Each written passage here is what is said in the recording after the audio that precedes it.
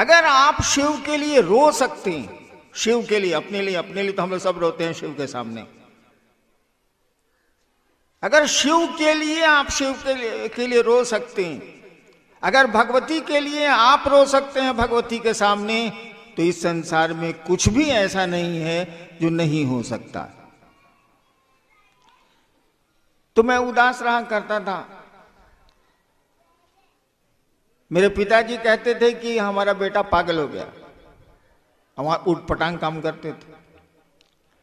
8 वर्षों के बाद जब मैं एक जिले में मजिस्ट्रेट होके गया, बिहार का एक जिला था, तो वहां मैं 9th क्लास में श्मशान जाता था। जब 9th क्लास में पढ़ता था तो श्मशान जाता था। तो श्मशान में 1-2 लोग मेरे दोस्त हो गए थे।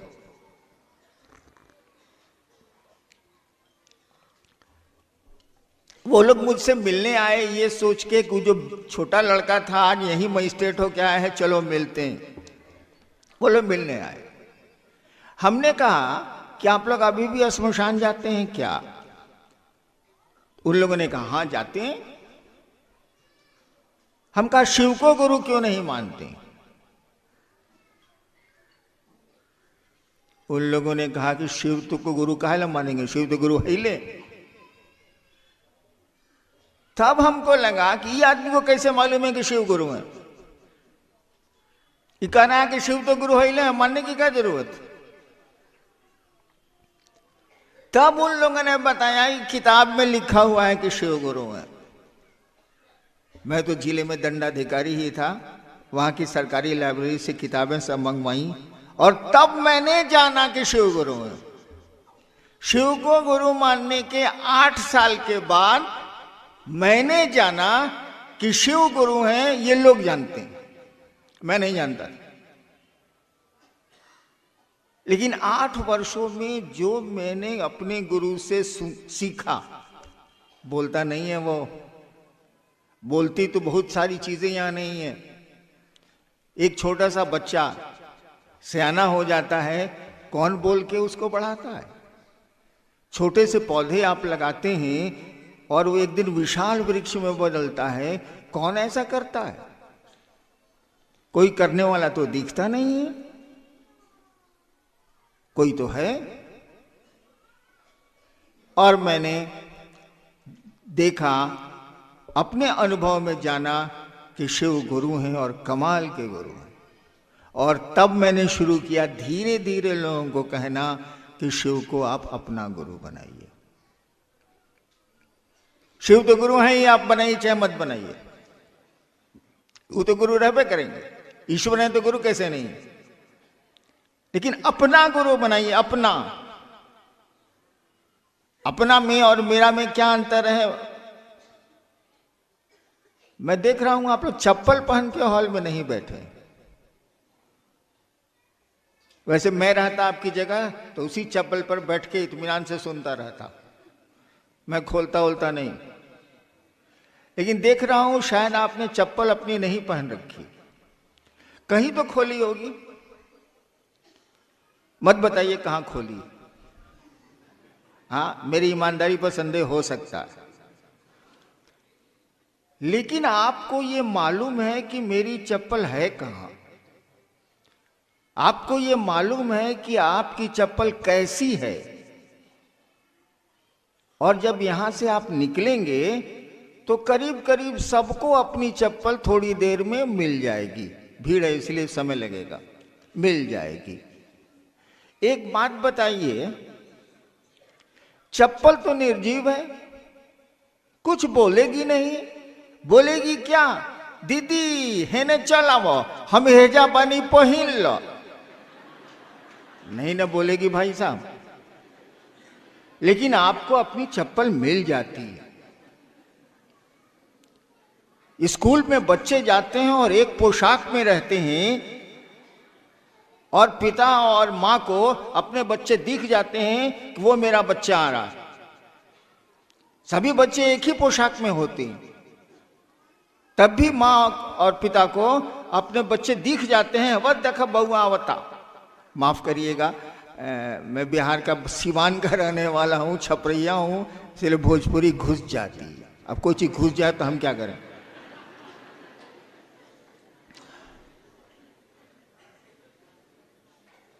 यानी आप अपनी चीजों को पहचान लेते।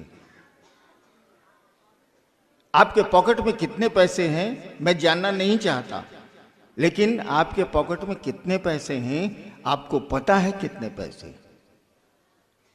पैसा नहीं बोलता है, उसमें तो जान नहीं है, निर्जीव है, कागज है, नहीं बोलता, लेकिन आपको हमको पता है।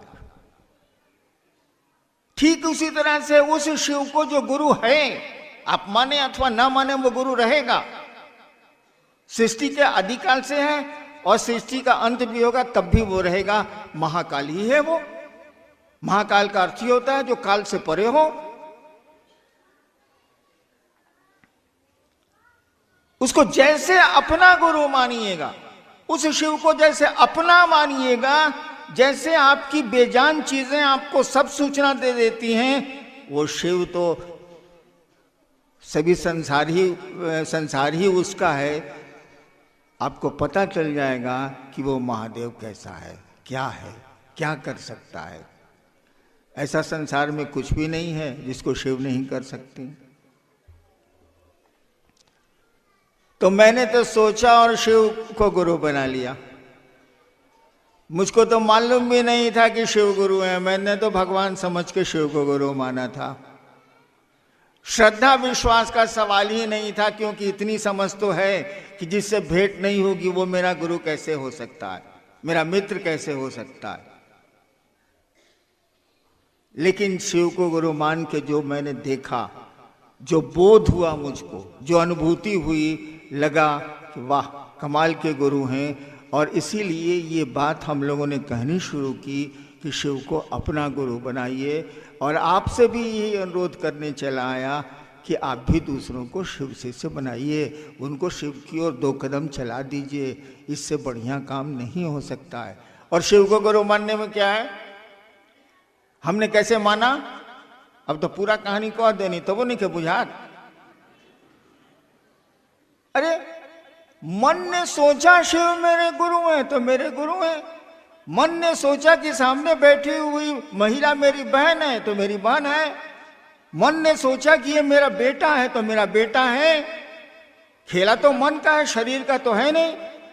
अगर शरीरों का शरीर का साथ होता तो एक बिस्तर पर सोने वाले पति पत्नी तलाक के मुकदमे में क्यों जाते। एक बिस्तर पर सोने वाले 2 भाई जमीन के लिए मुकदमे करते हैं कि नहीं। हम लोग तो कचहरी के साहब रहे ही हैं, मुकदमे होते हैं। शरीर का साथ कोई मानी नहीं रखता है, साथ मानी रखता है मन का। तो शिव मन के न गुरु होंगे, शरीर से क्या मतलब। केवल हमारा आपका मन उस शिव को अपना गुरु मान के रखे, बस इसी के लिए 3 काम करने हैं और कुछ नहीं है। वो जब आप संबंध बनाए भूल जाएंगे तो संबंध सो जाएंगे। यही नियम है धरती का भी। आप किसी को दोस्त बना लीजिए, बस में चलते हैं, ट्रेन में चलते हैं, जहाज में चलते हैं, क्या होता है, रात भर की यात्रा में सामने वाला ऐसा दोस्त होता है कि साला अपना भाई भी वैसा नहीं होगा। हम लोग तो चलते थे सरकार के काम से टूर में, तो सामने वाले को कहते थे इसी फर्स्ट में कि भाई साहब नाश्ता करिएगा। नाश्ता लेके पत्नी दे देती थी या परिवार के लोग दे देते थे, करिएगा तो नहीं ठीक है। तो हम लोग कहते थे कि घबराइए मत, हम एडीएम है जिला के भाई साहब, आपको बेहोश नहीं करेंगे, मेरा आई कार्ड देख लीजिए, एगो रसगुल्ला खा लीजिए। मेरा छोटा भाई आईजी था दिल्ली का, रिटायर किया है। उस ससुरे को आज तक हम नहीं कहा कि बउआ एगो रसगुल्ला खा लो। मैं साला खा रहा खाओ नहीं मत खाओ। लेकिन ट्रेन के सामने वाले पैसेंजर को रसगुल्ला खिलाने के लिए हम लोग आई कार्ड दिखलाते हैं कि देखिए भाई हम पदाधिकारी हैं सरकार में, आपको बेहोश थोड़े करेंगे रसगुल्ला खिला के। लेकिन सुबह जब यात्रा खत्म होती है भाई साहब, कहाँ गए वो रात भर के आपके दोस्त, कहाँ गई वो रात भर की आपकी मित्रता, सब खत्म। तो संबंध खत्म, सब खत्म। मन से मिटा मित्र तो बातें गई खत्म।